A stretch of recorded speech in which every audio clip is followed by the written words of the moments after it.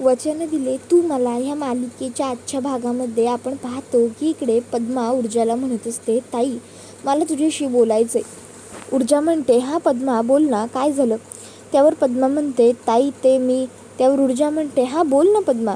पद्मा म्हणते, ताई मी विक्रांत बरोबर लग्न करायला तयार आहे. त्यावर ऊर्जा म्हणते, काय अगं पण. त्यावर पद्मा म्हणते, हो ताई खरंच मी विक्रांत बरोबर लग्न करायला तयार आहे. ऊर्जा म्हणते, अगं पण तूच म्हणालीस ना की तुला त्या विक्रांत बरोबर लग्न वगैरे काही करायचं नाही आहे म्हणून, आणि आता तूच म्हणतेस की तू लग्न करायला तयार आहेस. हे सगळं का पद्मा, कसं काय. तुला कोणी भेटलं का, पुन्हा तुला कोणी हे सगळं काही करायला सांगितलं का. त्यावर पद्मा म्हणते, नाही ताई हा निर्णय माझा स्वतःचा आहे. अगं ताई याआधी विक्रांतबरोबर लग्न करायचं नाही हे मी जे काही ठरवलं ते सुद्धा मी माझंच ठरवलं, आणि हे सुद्धा मी माझंच ठरवलं. त्याबरोबर ऊर्जा म्हणते, खरं बोलतेस तू पद्मा. तशी पद्मा गप्प बसते. त्यावर ऊर्जा म्हणते, याचा अर्थ तुझी आणि शौर्याची पुन्हा भेट झाली, त्यानेच तुला हे सगळं. त्यावर मग पद्मा म्हणते की ताई ऐक ना, हो झाली आमची भेट, पण मी खरंच सांगते ताई, शौर्य दादा तुला वाटतात तसं अजिबातच नाही आहेत गं. ते खरोखर खूप म्हणजे खूप चांगले आहेत. अगं प्लीज ऐक ना गं ताई, तुमच्यातलं भांडण मिटव ना, संपव ना. अगं ते तुझ्यावर खूप प्रेम करतात गं ताई, उगाचच ह्या सगळ्यामध्ये तुमच्यात वाद नको ना व्हायला. त्यावर ऊर्जा म्हणते की अगं तो जितकं माझ्यावर प्रेम करतो ना, मी सुद्धा त्याच्यावर तितकंच प्रेम करते खरंच, पण म्हणून याचा अर्थ असा होत नाही ना की मी त्याच्यासाठी चुकीच्या गोष्टीसुद्धा बरोबर आहेत असं म्हणेन. त्याबरोबर पद्मा म्हणते, बरं ताई ते सगळं ठीक आहे, हे बघ सगळं तुला हवं तसं करू, सगळं तुझ्या म्हणण्याप्रमाणे करू, पण आता तरी तू शौर्य दादावरचा राग सोडून दे ना ताई. ए ताई मला तुमच्या दोघांमधलं भांडण नाही ग बघवत. हां. त्यावर ऊर्जा हसते आणि हो नाही भांडणार असं म्हणते. त्यानंतर मग पद्मा म्हणते, बरं ताई आजचा दिवस तू इकडे थांबणार आहेस ना, नाही तू तसं घरी सांगून आली आहेस ना. अगं काकू नाही खूप तयारी केली आहे गं तुझ्यासाठी, तू थांबली नाहीस त्यांना लय वाईट वाटेल. तायडी अगं थांब की. त्यावर ऊर्जा म्हणते, हो पद्मा अगं आज मी थांबणारच आहे. तसं मी येतानाच घरातनं सांगून निघाली आहे की मी आज आईकडे राहायला जाते म्हणून, त्यामुळे काळजी करू नकोस. आता पद्मा हे ऐकते आणि खुश होते आणि म्हणते, वा बरं केलंस तू ताई, आज तू इथेच राहायला आलीस. ते किती दिवस झाले होते आपल्या छान अशा गप्पाटप्पासुद्धा झाल्या नव्हत्या, त्या बहाण्याने आज आपण छान बोलत बसू, खूप मज्जा येईल हो की नाही. त्यावर ऊर्जा म्हणते, हो. त्यानंतर पद्मा म्हणते, ताई पण मला ना थोडीशी भीती वाटते गं. त्यावेळी ऊर्जा पद्माला म्हणते, पद्मा हे बघ तू काळजी करू नकोस आणि घाबरू तर मुळीच नको त्या विक्रांतला. तुला त्याला काहीही घाबरण्याची वगैरे गरज नाही आहे, फक्त मी सांगते तसं कर. आणि ऊर्जा पद्माला स्वतःचा प्लॅन सांगू लागते. तर दुसऱ्या बाजूला इकडे जे शिर्के असतात ते सुद्धा हर्षवर्धनकडे आलेले असतात आणि हर्षवर्धनला ते सांगतात की लग्नाची सर्व तयारी झालेली आहे, आता फक्त मीडियाला बोलवायचं आहे आणि त्याचबरोबर आता म्हणजे लग्नाच्या वेन्यूची तयारी, वेन्यू सगळ्यांना सांगायचं आहे. त्यावर हर्षवर्धन म्हणतो, चुकताय. त्याबरोबर आता इकडे लगेचच विक्रांतसुद्धा म्हणतो, एक आणखीन गोष्ट, ती जी पद्मा आहे ना ती आता स्वतःच्या घरी राहत नाही, ती त्या ऊर्जा शिंदेच्या माहेरच्या घरी राहते. त्याबरोबर हर्षवर्धनला हे ऐकून आश्चर्यच वाटतं. हर्षवर्धन विक्रांतला म्हणतो, काय बोलतोस. याचा अर्थ एकच काढायचा, तो म्हणजे ती पद्मा घाबरली आहे खूप जास्त आणि म्हणूनच ती त्या ऊर्जाच्या घरी माहेरच्या घरी जाऊन राहते. पण मला एक गोष्ट कळलेली नाही आहे विक्रांत, ती म्हणजे एवढ्या पावसापाण्यातून तू कशाला बाहेर गेला होतास. त्याबरोबर विक्रांत म्हणत असतो, त्यावर हर्षवर्धन म्हणतो, काय ते तू मी काय तू त्या पद्माच्या पाठी तुझी माणसं वगैरे लावलेली नाही आहेस ना. त्यावर हर्षवर्धनला तो म्हणतो, नाही हो अंकल, मी असं काहीही केलेलं नाही आहे. त्यावर शिर्के म्हणतात, मग विक्रांत तुला ही गोष्ट कशी कळाली की पद्मा कुठे राहायला गेली आहे किंवा ती आत्ता काय करते.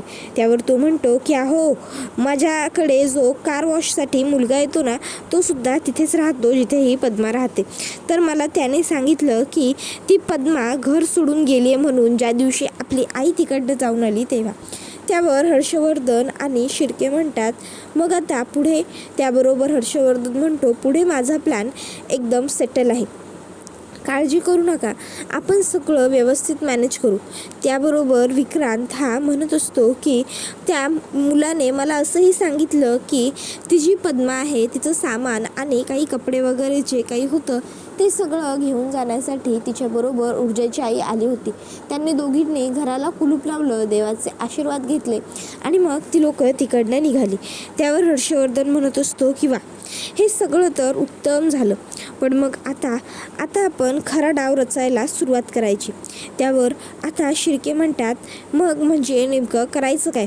त्यावर हर्षवर्धन म्हणतो की लग्नाच्या कुणालाही पत्रिका द्यायची नाही, रिटर्न फॉर्मॅटमध्ये काहीही ठेवायचं नाही, सगळं तोंडीच. त्यावर हर्षवर्धनला शिर्के म्हणतो, अहो असं कसं, पत्रिका छापायच्या नाही का लग्नाच्या? त्यावर हर्षवर्धन म्हणतो, नाही, लग्नाच्या पत्रिका वगैरे काहीही छापायचं नाही. अशी कुठलीच ऊर्जा, कुठलीच म्हणजे बाजू मला एकटी सोडायची नाही आहे. त्या ऊर्जाला मला सगळ्या बाजूंनी कात्रीत पकडायचं आहे, कोंडीत धरायचं आहे. त्या ऊर्जाला हे कळताच कामा नये की लग्न कुठे. जर तिला लग्न कुठे हे कळलंच नाही तर लग्न होऊन जाईल तेही तिला समजणार नाही. समजतंय ना? त्याबरोबर शिर्के म्हणतो, अहो पण त्या पद्माला तिथपर्यंत आणायचं कसं? त्यावर हर्षवर्धन म्हणतो, ते काय करायचं ते सगळं मी बघतो, तुम्ही ठेवा. आणि मग तो फोन ठेवतो. त्याच्यानंतर आता तो विचार करतो की काय करता येईल. आणि मग आता हर्षवर्धन जो असतो तो शिर्केंना पुन्हा सांगत असतो, शिर्के थांबा. त्यावर शिर्के म्हणतात, आता काय?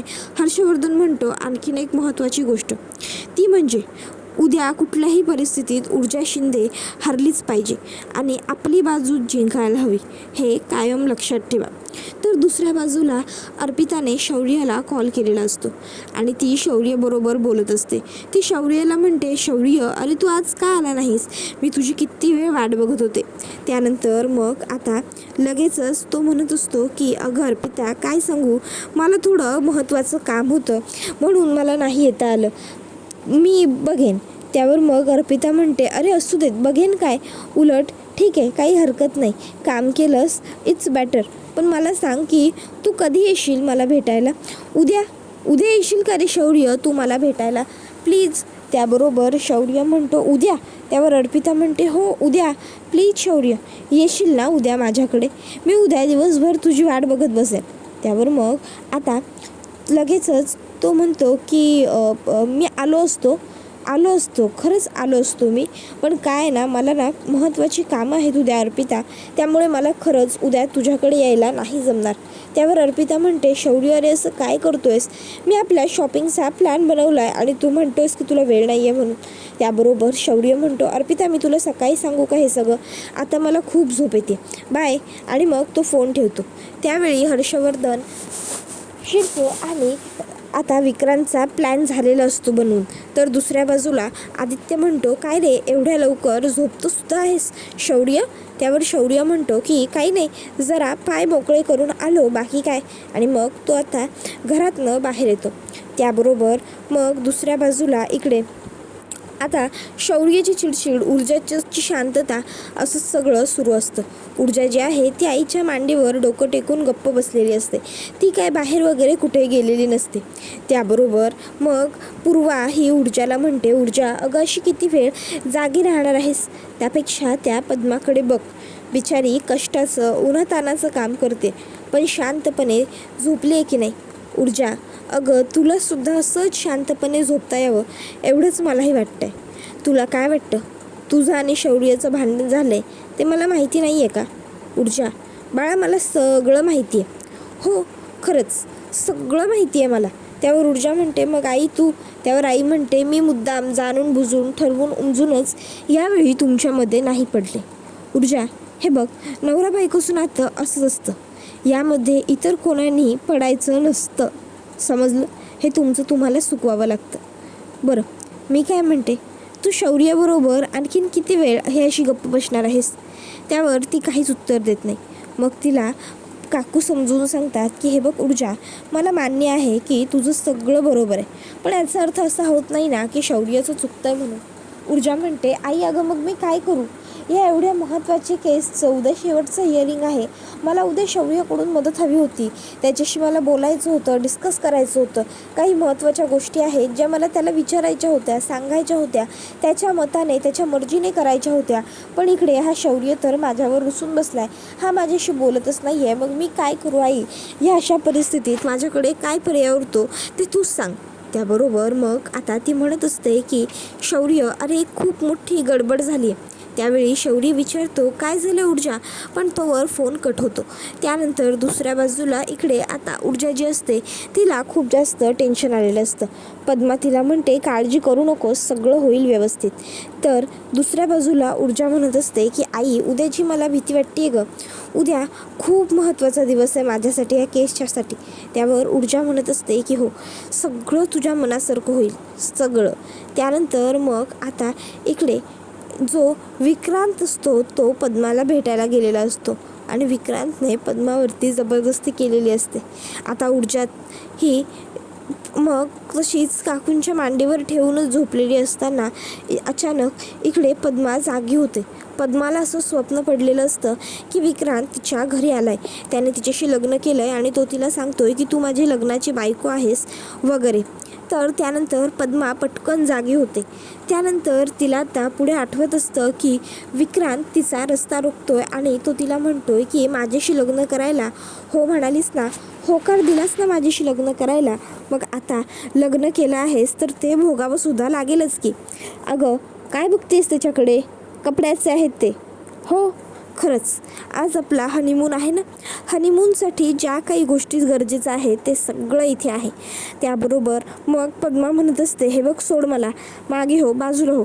त्यावेळी विक्रांत म्हणत असतो की नाही, मी कुठेही जाणार नाही आहे.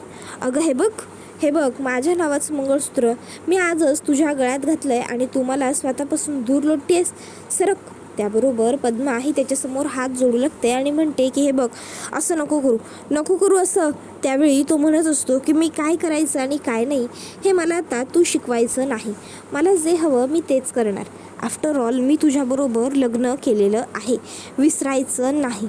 आता तू माझी बायको आहेस. त्याबरोबर ती म्हणते ऊर्जाताई. त्यावेळी आता इकडे ऊर्जासुद्धा काही बिचारी फोन घेत नसते. आता काय करायचं आणि काय नाही हा खूप मोठा प्रश्न पद्मासमोर असतो. पद्माला अचानक भान येतं जेव्हा तिचा हात अंथरुणावरती पडतो तेव्हा, आणि पद्माला असं दिसतं की इकडे सगळं काही चांगलं सुरू आहे आणि विक्रांत अचानक येतो आणि तिला त्रास देऊ लागतो. आणि मग आता पद्मा पटकन घाबरते, तिला घाम फुटतो. आता ती कुणाला तरी हाक मारणारच असते, इतक्यात तिच्या लक्षात येतं की हे सगळं एक भयावह स्वप्न होतं, यातलं काहीही खरं नाही आहे. आणि मग आता ती स्वतःला शांत करत म्हणते शांत हो पद्मा, शांत हो. हे बघ घाबरू नकोस पद्मा, अगं हे सगळं स्वप्न आहे, प्लीज शांत हो. आणि आता ऊर्जाताईला सुद्धा उठवायला जाऊ नकोस पद्मा, किंवा पूर्वा काकूंना सुद्धा नको. ऑलरेडी त्या दोघीजणी तुझ्यासाठी खूप करतात, खूप सॅक्रिफाईस करतात, आणि त्यात आता तू जाऊन त्यांना उठवणार म्हणजे नाही, नको, खरंच नको. त्यावेळी मग आता लगेचच तिला गणपती बाप्पाची मूर्ती दिसते. ती गणपतीसमोर हात जोडते आणि मला म्हणत असते की आता बाप्पा तुझ्याच हातात आहे रे सगळं, आता तूच मला ह्या सगळ्यातून मार्ग दाखव, मोकळं कर, बाहेर काढ. तुला तर सगळी परिस्थिती माहिती आहेच. शौर्य दादा आणि ऊर्जाताईमधलं भांडण मिटायला हवं एवढीच माझी अपेक्षा. तर दुसऱ्या बाजूला शिर्केंना सकाळ सकाळ हर्षवर्धन फोन करतो आणि सांगत असतो की आज पद्मा आणि विक्रांतचं लग्न आहे. त्यावर शिर्के म्हणतात काय आज, काय बोलताय तुम्ही. त्याबरोबर मग शिर्केंना हर्षवर्धन म्हणतो की मी काहीही बडबडत नाही आहे शिर्के, मी जे बोलतोय ते विचारपूर्वक बोलतोय. तर दुसऱ्या बाजूला इकडे आता जी पद्मा असते तिला मात्र ह्या सर्व गोष्टींची अजिबातच पूर्वकल्पना नसते. पद्मा तशीच असते. त्याबरोबर मग शिर्के म्हणतात अहो पण मग प्रेस कॉन्फरन्स हे ते. त्यावर हर्षवर्धन म्हणतो त्या सगळ्याची व्यवस्था आपण करू. तर दुसऱ्या बाजूला ऊर्जा ही घरी आलेली असते. ऊर्जा घरी यायला आणि शौर्यने कोर्टात जायला सोबतच समोरासमोर आलेले असतात. त्यावेळी मग आता शौर्य आणि ऊर्जा एकमेकांशी बोलतात. शौर्य म्हणतो मग कसे आहेत पूर्वा काकू. ऊर्जा म्हणते ठीक आहेत. त्याबरोबर त्या ठिकाणी आदित्य येतो. आदित्य ऊर्जाला म्हणतो आलीस का बाई तू, बरं झालं आलीस. ऊर्जा मी काय म्हणतो म्हणजे हे माझं सजेशन आहे तुला, तू ना माहेरी जात जा, पण माहेरी जाऊन लगेच परत येत जा काय. त्यावर ऊर्जा म्हणते का असं काय झालं. त्यावर मग आदित्य म्हणतो अगं बाई काय सांगू तुला, तू गेलीस खरं पण तुझा नवरा तिकडनं नुसता डिस्को चली करतोय. अगं पोटभर जेवणसुद्धा नाही आहे त्याला काय, बरोबर ना. त्याबरोबर मग आता लगेचच इकडे हे सगळं ऐकून शौर्य म्हणतो की खोटं आहे, हे सगळं खोटं आहे, मी असं काही केलेलं नाही आहे. त्यावर आदित्य म्हणतो खरं आहे हे सगळं, मी खरं बोलतो. शौर्य म्हणतो तुला वेळ होत नाही आहे का रे आता आदित्य? त्यावेळी आदित्य म्हणतो की हो होतोय ना, होतोय, वेळ होतोय आणि सगळं कळतंय सुद्धा. मी जातो, गाडीत बसतो, वाट बघत, लवकर ये. त्याच्यानंतर शौर्य हा ऊर्जाला म्हणत असतो काय मग आता सोबत जायचं का कोर्टात? नाही म्हणजे मी कोर्टातच जायला निघालो की तुझी जाणार आहेस तू? त्यावर ऊर्जा म्हणते नाही नको, ठीक आहे, एकत्रच जाऊया कोर्टात, मी येते माझा कोट घेऊन. त्यावेळी शौर्य होकारार्थी मान डोलावतो. ऊर्जा तिकडनं कोट घ्यायला जाते तर शौर्य हा ऊर्जाकडे बघत असतो आणि तो आता ऊर्जाला काहीच उत्तर देत नसतो. इतक्यात ऊर्जा समोरूनच जाता जाता शौर्याला म्हणते पद्मा लग्नासाठी तयार झाली, सगळं व्यवस्थित होईल असं म्हणाली. त्याबरोबर मग शौर्य म्हणत असतं चला, एका अर्थी जे झालं ते बरं झालं. ऊर्जा आता तरी तू रिलॅक्स आहेस ना? आता तर सगळं तुझ्या मनासारखं घडणार आहे. मग त्यावर ऊर्जा ही काहीच बोलत नाही. त्याबरोबर दुसऱ्या बाजूला हर्षवर्धन हा शिर्केना म्हणतो शिर्के लक्षात ठेवा, मी जसं ठरवलं आहे ना सगळं तसंच व्हायला हवं. त्यानंतर हर्षवर्धन दिव्याला बोलावतो. दिव्या म्हणते बाबा तुम्ही बोलावलंत का? त्यावर हर्षवर्धन म्हणतो हो बोलावलं होतं. दिव्या माझं तुझ्याकडे एक खूप महत्त्वाचं काम आहे. दिव्या म्हणते अरे वा, तुम्ही मला काम देणार? त्यावर हर्षवर्धन म्हणतो हो मी काम देणार, पण ते काम खूप महत्त्वाचं आहे दिव्या. ते काम खूप शिताफीने चोख आणि व्यवस्थितच पार पडलं पाहिजे. जर त्या कामात थोडी जरी गडबड झाली ना तर खूप मोठा प्रॉब्लेम होऊन जाईल. त्यामुळे काहीही झालं तरीही घरात आता जी मी गोष्ट तुला सांगेन ती कोणाला काहीही कळता कामा नये. त्यावर ती म्हणते बापरे, कोणाला कळता कामा नये, जेवणाच्या टेबलावर जायचं नाही? बाबा काय नक्की काय आहे काय तुमच्या डोक्यात? त्यावर हर्षवर्धन तिला सगळं काही सांगू लागतो. तर दुसऱ्या बाजूला ऊर्जा शौर्यला म्हणत असते मी माझा सर्व प्लॅन आजच पद्माला सांगितला आहे. आता विक्रांत याच्या लग्नातच मी हर्षवर्धन, जहागीरदार आणि शिर्के यांना एक्सपोज करणार आहे. तिकडे मी पत्रकार घेऊन जाणारच आहे. आता एवढ्या मोठ्या लग्नाचा ती लोक घाट घालतायत म्हणजे ती लोक पद्माच्या लग्नाची तारीख तर काढणारच. एकदा का त्यांनी पद्माच्या लग्नाची तारीख काढली की मग त्यानंतर आपल्याला सुद्धा आपल्या कामाला अगदी जोरात आणि जोमात लागायचं आहे. असं चल बॅग घेऊन आपण निघूया. त्यावेळी इकडे शौर्य हसतो. शौर्याला खूप भारी वाटत असतं त्याचं आणि ऊर्जाचं भांडण मिटल्यामुळे. तर दुसऱ्या बाजूला इकडे आता जी पद्मा आहे ती घरामध्ये झाडझटक करत असते. इतक्यात आता पद्माच्या फोनवरती दिव्याचा फोन येतो. दिव्याचा फोन बघून पद्मा जरा घाबरतेच. दिव्या म्हणते काय झालं ताई, तू ठीक तर आहेस ना? त्यावर मग ती म्हणत असते की बरं चल ताई मी ठेवते, आणि मग ती फोन ठेवणारच असते. इतक्यात आता लगेचच दिव्या म्हणत असते थांब पद्मा, अगं ठेवतेस कुठे? मी काय सांगायला कॉल केला आहे ते तर तू ऐकलंच नाहीस. मी हे म्हणायला कॉल केला आहे की तुझं आणि विक्रांतचं पुढच्या काही तासात लग्न आहे, मी तुला घ्यायला येते. हे ऐकून पद्माला खूप मोठा धक्का बसतो. पद्मा ही गोष्ट ताबडतोब ऊर्जाला कॉल करून सांगते आणि म्हणते की ऊर्जाताई खूप मोठी गफलत झाली आहे. अगं माझं काही तासात त्या विक्रांतबरोबर लग्न आहे. ताई मला काहीही करून विक्रांतबरोबरचं लग्न थांबवायचं नाही, करायचं आहे मला हे सगळं.